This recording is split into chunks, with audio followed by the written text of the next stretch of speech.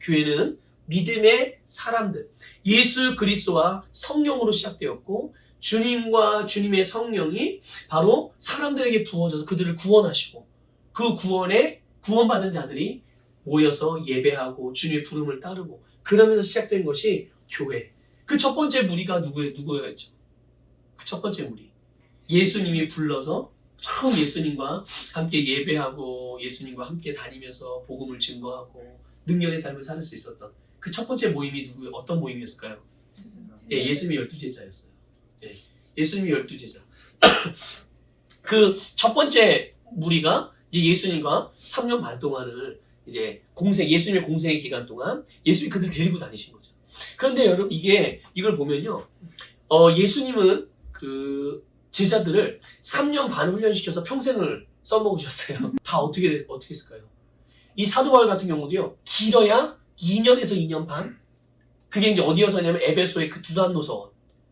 거기서 말씀으로 양육을 하는데 이 양육받는 자들이 더 양육을 잘 받아서 온전하게 세워지는데 그 기간이 필요했던 거야.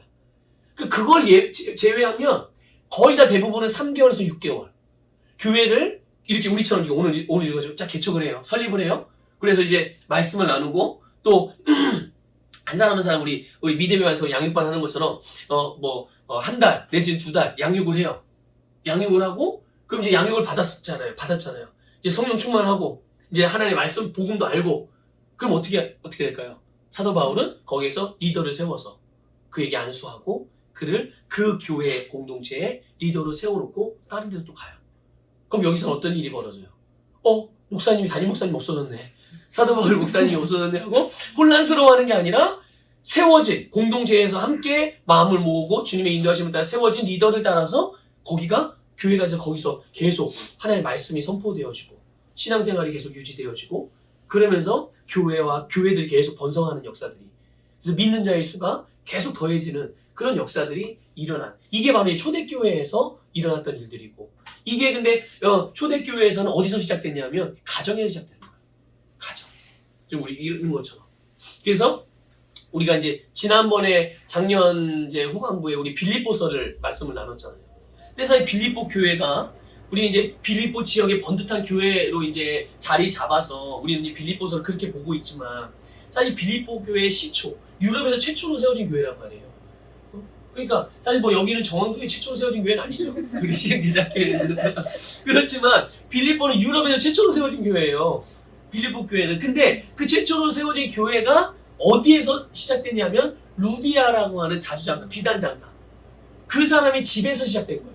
우리처럼 이렇게 거기에서 모여서 사도 바울과 예배드리고 말씀을 배우고 기도하고 거기서 복음을 증거 사람을 초청해서 복음을 나누고 그렇게 하면서 그런 일들이 일어나고 그게 점점 믿는 수가 더해지니까 이제 집에서 머물 수가 없고 교회는 그렇게 돼야 되는 거예요. 건물, 공간을 딱 만들어놓고 사람들 오세요 이게 아니라 처음 개척 멤버들이 함께 모여서 이렇게 예배드리고 복음을 나누고 내 주변에 있는 지인들, 복음 필요한 사람들에게 나눠주고 그래서 그들로 예수를 믿게 해서 사람 수가 늘어서 더 이상 이 공간을 사용을 못해. 이제 더 이상 안 돼. 그러면 그때서야 이제 조금 더 넓은 공간으로 이동을 해서 또 거기에 근데 거기도 또 너무 모자라게 되면 또 넓은 공간으로 이렇게 하면서 점점 확장되어져 가는 교회 모습이 건강한 교회 성장의 그런 모습이거든요. 근데 어쨌든 교회는 이렇게 최초의 예수님의 제자들이 예수님과 3년 반 동안 그러니까 이게 사실 제일 길었던 일이죠. 사도 바울은 길어봐야 2년 반이었고 대부분은 3개월, 6개월 있다가 그냥 교회를 계속 근데 이제 순회 선교사죠. 여기 교회 세우고 안정시키고 또 다른 곳에 또 교회가 없는 곳에 가서 또 교회를 세우고 이런 일들. 그래서 어쨌든 이렇게 3년 반 동안 함께했던 예수님의 12제자들. 그런데 사실 예수님이 계실 때는 예수님과 함께 했을 때는 이 제자들이 제 역할을 잘 못했어요. 근데 어쨌든 이들이 최초의 교회의 개척자들이 되어져서 오순절 마가의 다락방에서 주님께서 약속하신 성령을 기다렸고 그 성령을 받은 이후에 그들이 이제 최초의 신약 교회로서의 진짜 이제 교회로서의 모임을 갖기 시작한 거예요. 그 본문의 내용이 오늘 읽은 본문 말씀의 내용이고. 그래서 그 모임을 시작으로 해서 예루살렘에 있는 성도들이 당시 유일한 교회가 있었어요. 교회라는 이름으로 세워진 교회. 그 교회가 어디였냐면 예루살렘 교회. 그러니까 베드로가 담임 목사님으로 있던 교회죠. 그러니까 어쨌든 그렇게 이제 이 성령 충만함 받은 예수님의 제자들과 더불어서 이제 이 최초의 교회였던 당시의 그 예루살렘 교회, 유일한 교회죠. 유일했던 그런 교회에서 모임을 가졌어요. 근데 모임이 매일 이루어졌다는 거예요. 가서 뭐 했을까요? 가면 누가 있어요? 나와 같은 부름받은 사람이 또 있어. 에클레시아가 있는 거예요, 여기. 그러면 같이 기도도 하고, 같이 먹기도 하고, 또 같이 은혜를 나누기도 하고, 또 같이 기도하기도 하고. 그러면서 또 이제 뭐 일 있으면 또 가고, 자유롭게.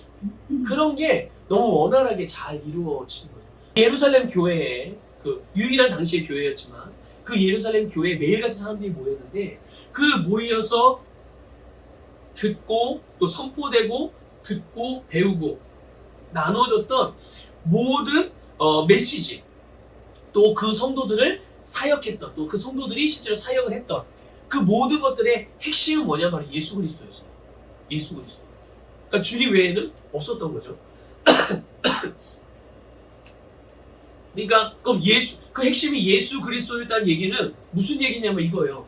예수님의 탄생, 예수님의 고난, 예수님의 십자가의 죽으심, 예수님의 부활, 승리, 승천하셔서 보좌 우편에 앉으시고 모든 믿는 자들, 모든 에클레시아를 그 에클레시아 안에 살아계신 예수 그리스도, 우리 안에 주님이 살아계시다, 하나님 나라가 우리 안에 있다, 이런 것들이 중심이었고 그게 전부였어요.